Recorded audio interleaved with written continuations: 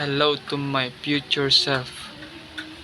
In 5 years or 10 years, 2030 or 2035, you're gonna make your life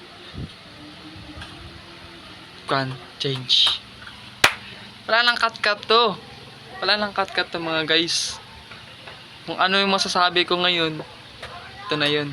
Ito lang yung parang prepare ko in the future and parang ano talaga, regalo. Kaya ngayong bata pa tayo guys, gawin na natin yung anong gusto natin. Start with what you have where you are right now. Ganun talaga yun. Kaya yung gusto ko lang sabihin ngayon is about my journey. Journey about physical activities and on all aspects. Kaya yun. Gusto ko lang i-share about to my future self na yung ini-improve ko yung sarili ko ngayon na mag-workout.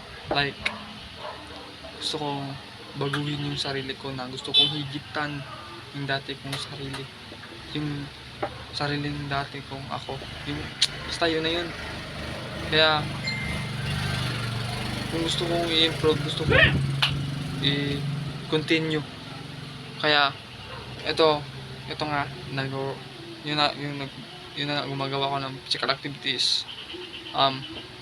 Parang ito na kasi yung makina natin mga guys. Sabi nga ni Bon, itong makina nagpapapa-under sa ating sarili at para din sa ating utak or mental health na mag-enhance. And ano pa ba? Kasi hindi lang yan sa science na meron din yan sa biblical na your body is a temple of God. Kaya kung gusto mo i-improve sarili mo, baguhin mo, the best, do it yourself. Yung parang improve yourself, the best version of yourself. Ganyan, kasi habang nag-i-improve sa sarili mo, madaming taong hinihila ka pababa. Ganyan, may taong tumatawa kasi nga wala silang believe sa'yo. Parang ganun ba? Kaya, padayon lang, future self. Mark my words, God is in control. Everything comes from God. Kaya nga ano yung gusto mo, gawin mo na. Kaya 2025 ngayon, makikita ko itong hindi ko alam ano pinagsasabi ko dito. Mauna ni siya guys. And also hindi lang din para sa yung physical activities, mental para mag-improve, like, and spiritual also. And spiritual na mag-improve ka, daily devotional or daily prayer na parang ginagabay ka ni Lord always na like yung ano yung pinagkan sa'yo,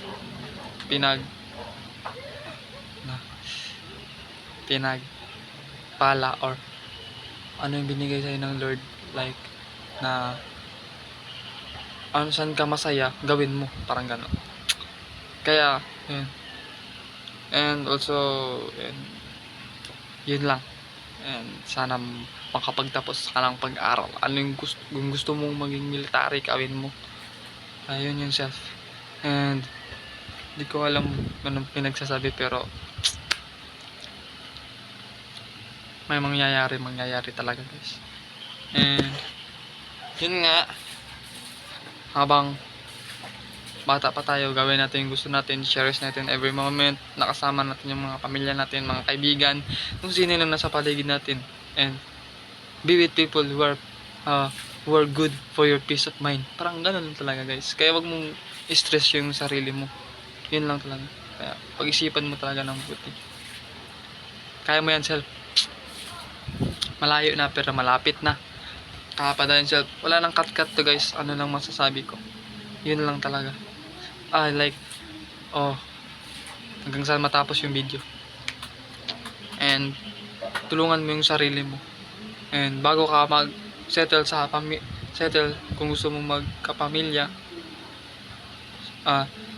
mag-settle ka muna. Like, don't settle for less. Na, kumbaga, saka magpasawa ka ngayon, tapos hindi ka pa financially stable. Dapat mag-asawa ka, dapat financially stable ka and financially disciplined hindi lang din siya financially stable, dapat disiplinado rin para hindi yung gasto ka lang ng gasto na ito lang yung gusto mo, dapat kailangan mo din siya yung parang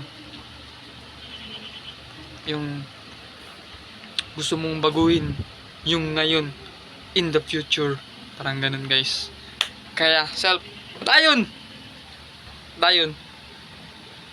ito lang kasi yung words ko na gusto, yung palagi kong sinasabi. And yun, hanggat gusto mo gawin mo, alam mo yung tama, hindi porket na artista daw or sikat or teacher na medyo takama na yan boy, tama, hindi. Alam mo yung sinasabi nila kasi minsan nag-sugar coat na lang sila, kaya dapat pag-isipan mo mabuti kung ano talaga yung tama para sa'yo, yung ikabubuti. Kaya yun. And ito lang yun, self. And to my future self, patayon in 10 years or igit pa. Kaya kung sa 10 years na yan masyado na yung mataas or maliit pa yan or maikling oras, pero dapat sa 10 years na yan ay meron kang narating or nagawa.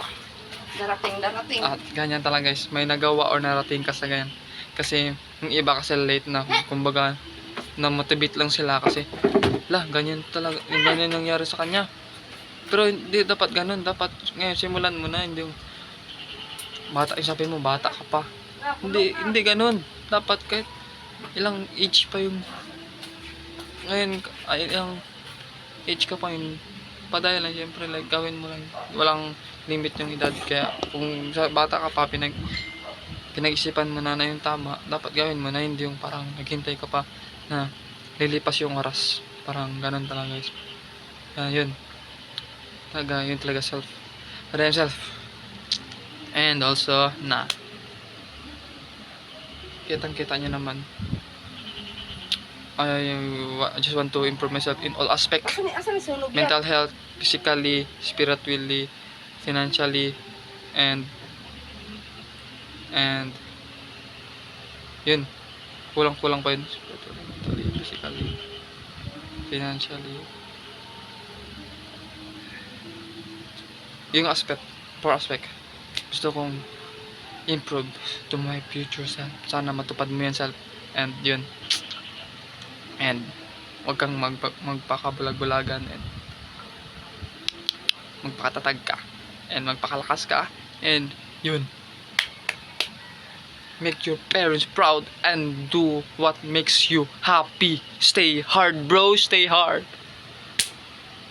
Kaya yun, wala na akong masabi pa to my deep future self. Pero yun, yan, ito yung ito nagsimula ngayon na 2030 or 2035.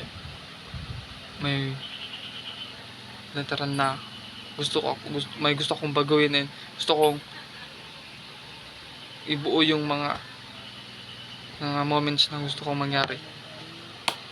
Kaya stay humble lang, always stay humble and seek God, and always have faith in Him. And yun, like maging kung ano lang meron ka ngayon, maging masaya ka. The future, may magandang kinabukasan na mangyayari sa yourself. Kaya yun nga, kung anong mangyayari sa iyo, it is what it is. Kung mangyari, huwag kang matakot.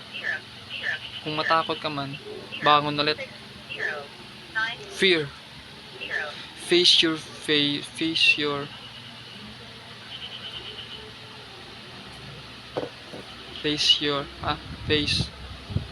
basta yung face or run, or face or rise. Ganun guys, kung takot ka man, babangon ulit, huwag kang tatakbo. Kaya never surrender. And to my future self, yan, Hanggang dito na lang yung video guys. And good luck self. Thank you. Solid power.